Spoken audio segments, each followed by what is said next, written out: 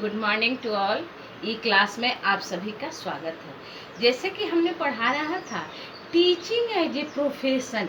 Teaching as a profession, शिक्षण का व्यवसाय क्या है, इसके बारे में हम लोग चर्चा कर रहे थे। क्योंकि यह मेरा रिवीजन क्लास है, मैंने एक बार इस यूनिट को पढ़ा चुका है, यह मेरा रिवीजन क्लास है, अतः आप काफ़ी ध्यान से सुनेंगे। इसमें पहला बुलेट है, what is the importance of teaching as a profession.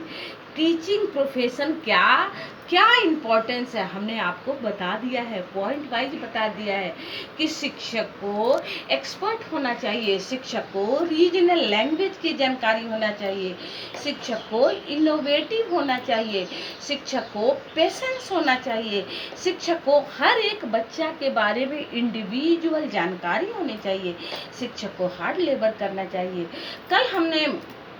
कल हमने 9 तारीख को पढ़ाया है what is a characteristic of an effective teacher. कल हमने बताया भी है कि there are lots of characteristic of effective teacher. Effective teacher के कैरेक्टरिस्टिक की गिनती ही नहीं की जा सकते, ये तो इन्फिनेटिव है, लेकिन फिर भी हमारे बुलेट में दिया है कि what is a characteristic of effective teacher.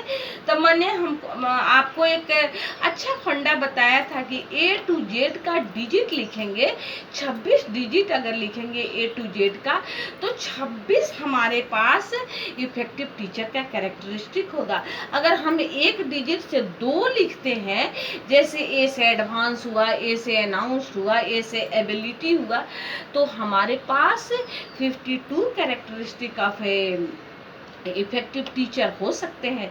तो 52 तो नहीं लिखना है, लेकिन कम से कम 20 से 25 तक हमको एग्जामिनेशन में जरूर लिखना है और इसको जीवन भर याद भी रखना है।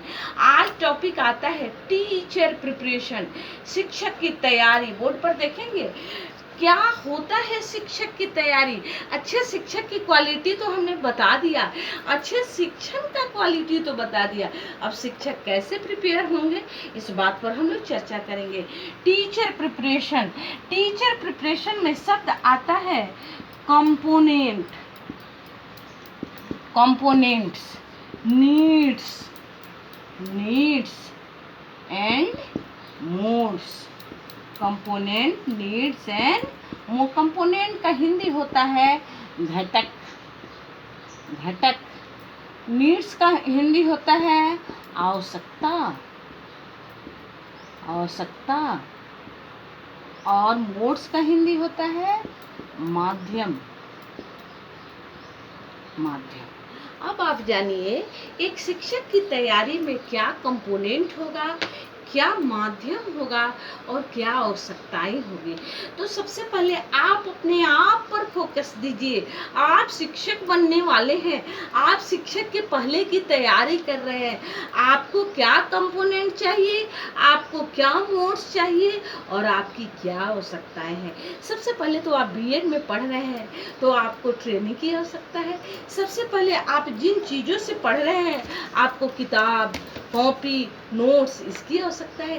किस मोड से पढ़ रहे हैं। मान लीजिए कि आप जैसे जामनीकांत बीएड कॉलेज में पढ़ रहे हैं तो आप रेगुलर मोड में पढ़ रहे हैं।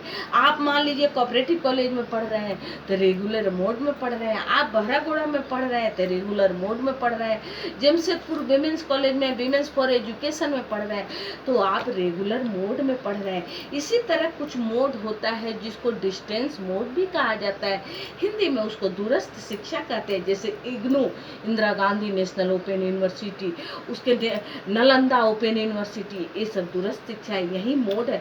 उसका मैं बारी बारी से चर्चा करूंगा, आप चिंता नहीं करेंगे, एक एक पॉइंट को मैं बारीकी से सीक्वेंस वाइज चर्चा करूंगी। और तीसरा है कि क्या आवश्यकता होगी। आपको किताब की आवश्यकता होगी, आपको इन्वायरमेंट की आवश्यकता होगी, आपको क्लासरूम की आवश्यकता होगी, आपको खुद हेल्दी रहने की आवश्यकता होगी, आपको दिमाग अच्छे रहने की आवश्यकता होगी।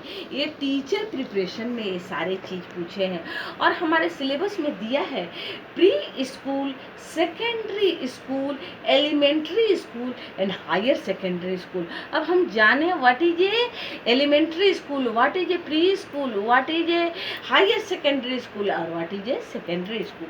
तो हम लोग ध्यान से देखेंगे।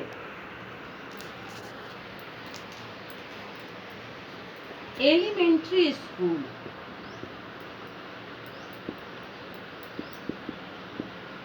Elementary school.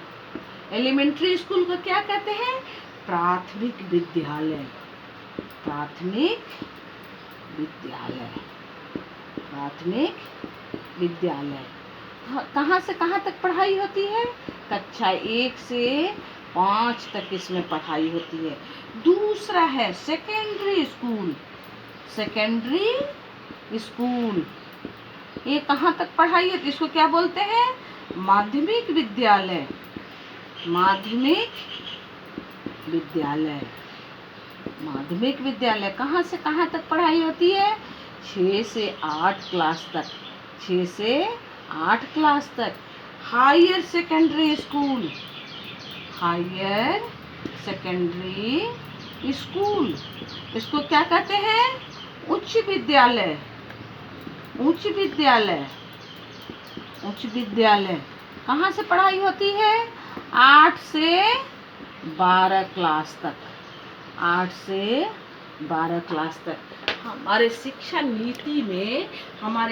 नीति में elementary school, secondary school, higher secondary school बांटा गया है, जहाँ 1 से 5 तक, 6 से 8 तक और 8 से 12 तक की कक्षाएं होती है। आजकल इंग्लिश मीडियम में न्यू एजुकेशन पॉलिसी में प्ले स्कूल भी दिया है, उसको बोलते हैं प्री स्कूल। मतलब स्कूल के पहले प्ले स्कूल, जहाँ बच्चों को स्कूल भेजा जाता है। वो पढ़ते नहीं है, उन्हें स्कूल भेजकर स्कूल के लिए हैबिचुएटेड बनाया जाता है, शिक्षक से रूबरू कराया जाता है। स्कूल के बिल्डिंग से डरे नहीं बच्चे, तो उसको कहते हैं play school, nursery school, kindergarten. इन स्कूलों से उनको संबोधन दिया गया। जो बच्चे स्कूल में 2 घंटा 3 घंटा जाते हैं और आ जाते हैं, मतलब स्कूल के इन्वायरमेंट से रूबरू होते हैं। तो 4 भाग में बांटा गया है, play school, elementary school, secondary school और हायर सेकेंडरी स्कूल। इन 4 भागों में हम अपने शिक्षा को बांटते हैं। इसे समझें और कंपोनेंट, मोड्स और नीड्स को समझें और इसको आत्मसात करें। धन्यवाद।